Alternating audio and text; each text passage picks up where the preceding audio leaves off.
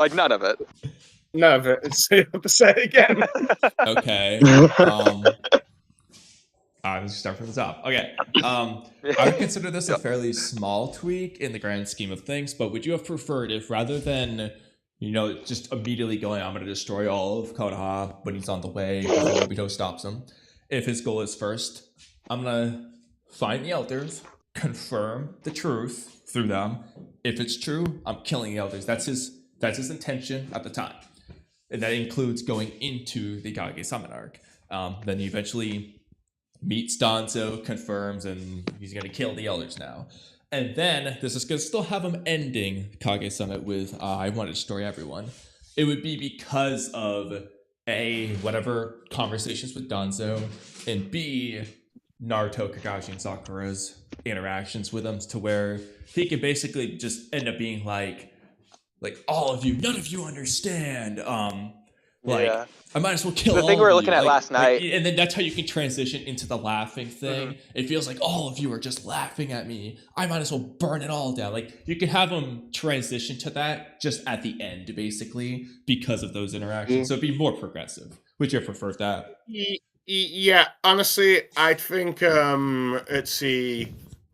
think I'd probably prefer something more along the lines like that, where as once you've gotten all this truth from Obito, it says like, how can you prove this? But it could go like strike your deal. If you get me the 8 tails, I can bring you to Danzo, so that you can get like this questioning and all that stuff. So if you want to try and set up the whole conflict with the Cloud and Sasuke and the Leaf down the line, you could still do it like that way instead of just just randomly getting a Biju and all that stuff.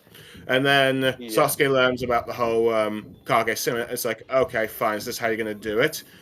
And arguably, I think you could have, throughout that, just not have him straight up killing people straight away, just more like, he's trying to get to Dancer, but more and more interruptions get in his way, and I think it starts to, frustrates him that he might accidentally kill someone first, but then it becomes less guilt trip and all that stuff, and he becomes less apathetic towards it, if you will. And then finally you get to the point with Danzo, and then it's just all the rage is building up, and then he finally does it. I guess, have you seen the latest Transformers 1 movie? No. Yet. That was amazing.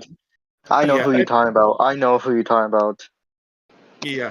I think it was kind of sort of build up with how how D16 becomes Megatron, I guess.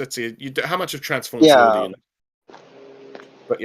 But it's if it's more like that, and it's there's this one bit at the end where it's D16 goes to the point of no return. He's I am done saving you, and just fully becomes Megatron at this point. If something similar with Sasuke with that, I think it would have been a lot more believable for a lot of people, and a bit more less many people less inconsistent, because it's one arc ago, you seem to care about Team 7 and Taka.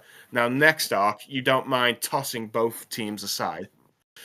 Yeah, a little weird. It's Yeah. On?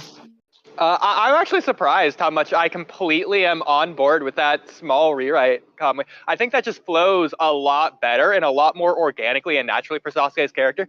The one and only one, this is such a small thing, but the only contention I have is the fact that it sort of ruins the reveal, surprise, shocking, exact 180 flip of what you'd expect sort of thing from Sasuke, and that sort of takes away from that moment, because it's just understandable. At that point, you almost expect him to say that, and at that point, you're almost just throwing the words out, because it's not any crazier than anything else that you were already looking for from Sasuke, so it's just almost worthless at that point.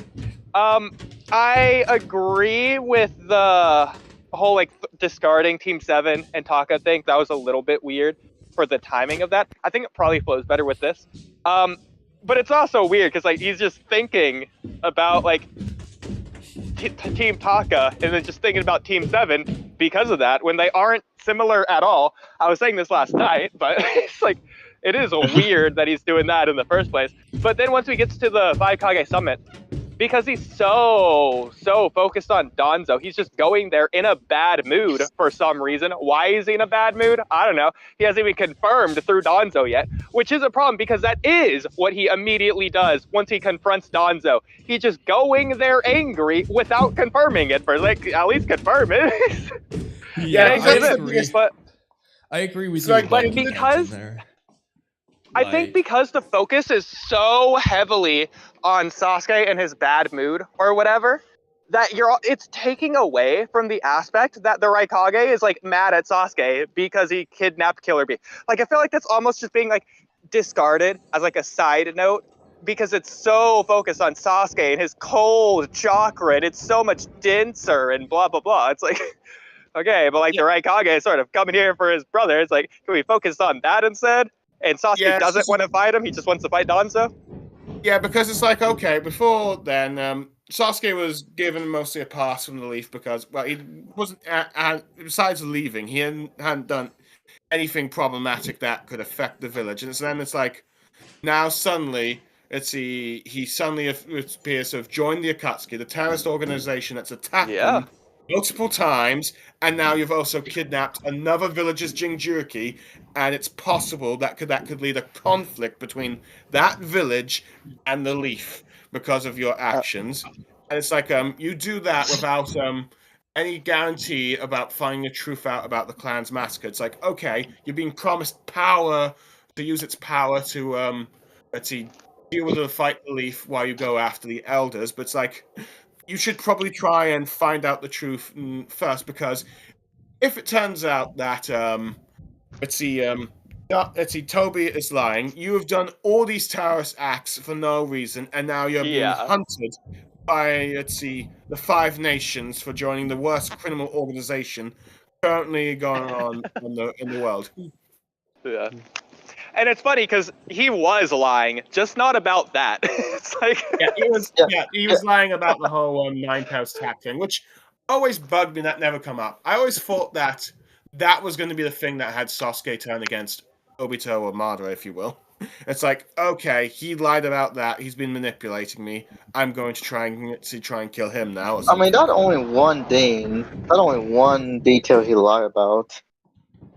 I even thought that was going to be brought up when at least the 4 Hokages were resurrected, and Minato Sasuke would confirm what exactly happened with the Nine Tails that night. And it's like Sasuke also could have gotten mad at Obito for making Setsu tell on him. Basically, it was like, oh, Sasuke's here.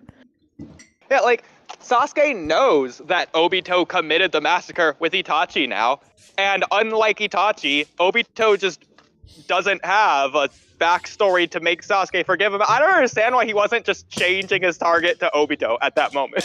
I think because how they knew. I think because how they knew Obito would kill him. Obito would kill him. I think how they knew that. I don't think so.